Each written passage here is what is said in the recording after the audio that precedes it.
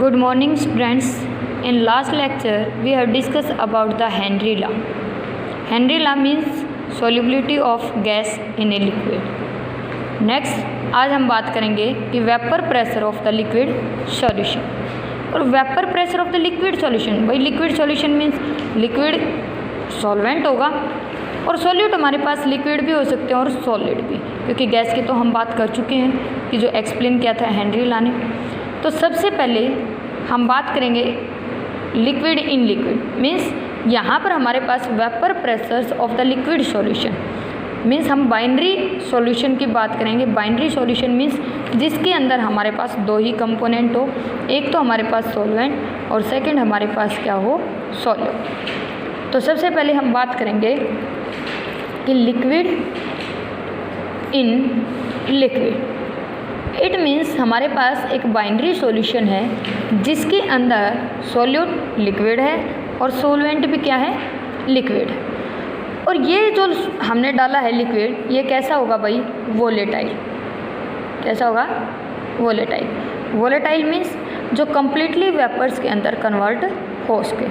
ठीक है, तो ये भी हमारे पास वोलेटाइल, ये भी वोलेटाइल. इट मीन्स हमारे पास कैसा सॉल्यूशन बन गया, वोलेटाइल सॉल्यूशन.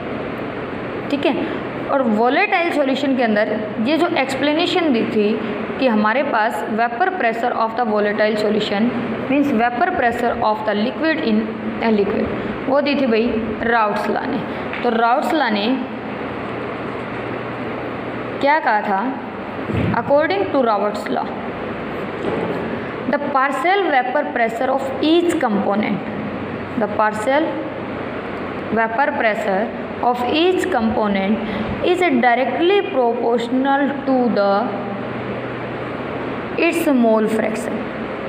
अगर हम क्या कहें कि एक हमने कंपोनेंट यानी कि चाहे सॉल्वेंट ले लो चाहे सॉलिड ले लो, सबसे पहले मान लिया मैंने कि partial vapour pressure of the solvent यानी कि P1 और डायरेक्टली प्रोपोर्शनल होगा X1 यानी कि उसके mole fraction.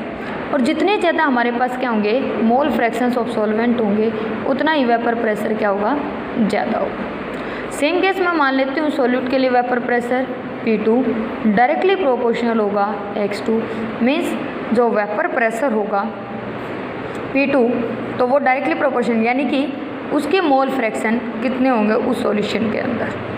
Then directly proportional को इसने क्या कहा, इज इक्वल टू कि वेपर प्रेशर ऑफ प्योर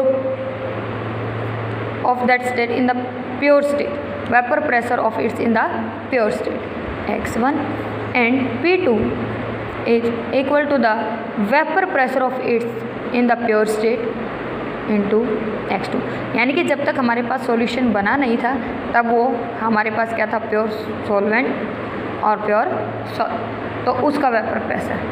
और यहाँ से according to the Dalton law of partial pressure, according to Dalton's law of partial pressure, Dalton ने क्या कहा था कि किसी भी सॉल्यूशन के अंदर जितने भी कंपोनेंट हैं हमारे पास, जो टोटल प्रेशर होगा वो सम होगा किसका भाई, individual pressure of each component का. ठीक है, तो टोटल प्रेशर यहाँ पर वेपर प्रेशर क्या बन जाएगा कि सॉल्वेंट प्लस सॉल्यूट, यानी कि जो सॉल्वेंट है उसका टोटल वेपर प्रेशर कितना है और सॉल्यूट का कितना है, तो दोनों को क्या कर देंगे, सम कर देंगे. अब आपको पता है P is equal to P1 किसके इक्वल है, P0 of 1 into X1 plus P2 किसके इक्वल है, P0 ऑफ 2 इंटू X2. और आपको पता है कि हमारे पास कोई भी सॉल्यूशन हो उसके अंदर चाहे वो बाइनरी सॉल्यूशन है चाहे वो हमारे पास मल्टीपल सॉल्यूशन, उसके अंदर हमारे पास टोटल मोल फ्रैक्शन से जो होते हैं वो किसके इक्वल होते हैं भाई, 1. तो यहाँ पर हमारे पास दो ही मोल फ्रैक्शंस थे, दो ही कंपोनेंट थे, तो it means X1 plus X2 is equal to 1. अगर मैं X1 को निकालना चाहूँ यहाँ से तो क्या आ जाएगा, 1 minus X2. If in any case in the binary solution we know about the mole fractions of one component, then we can find out the mole fractions of other. Then put this value in equation, यानी कि in total pressure P is equal to P1 not x1 की जगह क्या put करते हैं 1 minus x2 plus P not of 2 और x2। यहाँ से हमारे पास क्या आ गया, P1 not minus P1 not x2 plus P not 2 x2। तो यहाँ पर हमारे पास P1 नॉट माइनस x2 क्या निकाल लें, कॉमन निकाल लें, तो V1 not minus P2 not. तो ये हमारे पास किसके टर्म में आ जाएगा, 1 मोल फ्रैक्शंस की टर्म में आ जाएगा। ठीक है, तो यहाँ पर सबसे पहले हम ग्राफ देखते हैं कि जो हमारे पास टोटल वेपर प्रेशर है। अब देखो भाई, दोनों के दोनों क्या है हमारे पास, वोलेटाइल कंपोनेंट। अब वोलेटाइल होंगे तो दोनों की हमारे पास क्या बनेगी, वेपर प्रेशर बनेगा। इट मीन्स हमारे पास जो टोटल वेपर प्रेशर है वो क्या आ जाएगा, P is equal to P1 plus P2। चलो देखते हैं। अगर हमारे पास mole fraction x1 which is equal to 1 है तो x2 क्या होगा भाई, 0। मैंने अभी अभी बताया आपको कि x1 plus x2 which is equal to 1।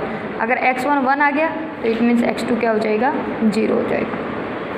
यहाँ पर x1 1 है तो यहाँ पर x1 क्या हो जाएगा, 0 और x2 क्या हो जाएगा, 1, क्योंकि 0 से कहाँ पर जाएगा, 1 पे, और यहाँ पर 0 से कहाँ पर जा रहा है, 1 में। मीन्स x1 का इंक्रीजिंग ऑर्डर ये है और x2 का इंक्रीजिंग ऑर्डर ये। अब इसको देखते हैं। अगर हमारे पास x1 1 है, अगर x1 1 है तो यहाँ पर देखो, और x2 0 है तो क्या हो जाएगा भाई, P is equal to P1 not. तो यहाँ पर हमारे पास क्या आएगा, मैक्सिमम P1 नॉट। यहाँ पर x2 1 है तो यहाँ पर हमारे पास क्या आ जाएगा, P नॉट 2। क्यों, पुट करके देख सकते हो, x2 की वैल्यू 1 पुट कर दो, यहाँ पर कर दो, चाहे कहीं पर भी पुट कर दो। तो यहाँ पर हमारे पास x1 की 0, तो P is equal to P not of 2। तो अब देखो, अगर यहाँ पर x2 0 था, अगर x2 हमारे पास 0 था तब, और यहाँ पर क्या था, 1 था। x2 जब 0 था तब हमारे पास ये मैक्सिमम अमाउंट में था। अब मैं इसमें पुट करती हुई कि x2 अगर हमारे पास 1 है, यहाँ पर 1 पुट कर दो, तो 1 P1 नॉट से P1 नॉट कैंसिल आउट, तो कहाँ पर जाएगा, P2 में। या आप इनमें से पुट करके देखो कि अगर हमारे पास x1 0 है, x1 0 है तो x2 पहले हमारे पास क्या था, यहाँ पर 1 है लेकिन यहाँ पर क्या था, 0, तो कम होता चला जाएगा। तो मैं यहाँ पर कर दूँ, x2 0 से कहाँ पर जा रहा है, P not of 2। Means x2 0 से कहाँ पर गया, 1। It means it is increasing order of x2, कि पहले हमारे पास x2 क्या था, 0 था। अब हमारे पास x2 की जैसे जैसे वैल्यू इंक्रीज होती जाएगी तो इसकी डिक्रीज और इसकी इंक्रीज। सेम केस यहाँ पर फिर उल्टा ग्राफ ले लिया हमने कि x1 अगर 0 है और x1 यहाँ पर 1 है ना, तो it means it is increasing order of this. तो यहाँ से मैं एक बार मिला देती हूँ इसको। तो देखो, ये वाला जो हमारे पास ग्राफ बना है ये किसका बना है, x1 P1 नॉट, ये आप बोल सकते हो P2 नॉट x2। ठीक है, तो इट मीन्स ये किसका है, P2 वाला, और ये हमारे पास किसके लिए है, P1 का। अब ये तो आ गया P2 का और ये आ गया P1 का, और जो टोटल आएगा बेटा वो किसके इक्वल आएगा, इन दोनों के सम के इक्वल। तो P इज इक्वल टू हमारे पास x1 P not of 1 x2 P not of 2, या आप डायरेक्ट भी बोल सकते हो P is equal to P1 plus P is equal to P1 plus P2। Clear है। तो यहाँ पर इसको देखो, ये प्रेशर लिया तो इसको हम यहाँ पर क्या डिनोट करेंगे, वेपर प्रेशर, क्योंकि इधर प्रेशर है और इधर हमारे पास क्या है, मोल फ्रैक्शन।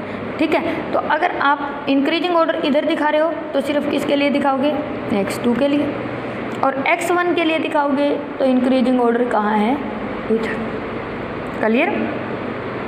तो ये था आपके पास total vapour pressure in a volatile liquid. Volatile liquid means एक ऐसा लिक्विड के अंदर क्या डाल दिया, एक ऐसा लिक्विड डाल दिया जो क्या हो रहा है, वोलेटाइल है, जो कम्प्लीटली वेपर्स के अंदर कन्वर्ट हो रहा है। नेक्स्ट लेक्चर में हम करेंगे कि लिक्विड के अंदर अगर हम सॉलिड डाल देते हैं, सॉलिड कभी भी वोलेटाइल नहीं होता, सॉलिड हमेशा क्या होता है, नॉन वोलेटाइल।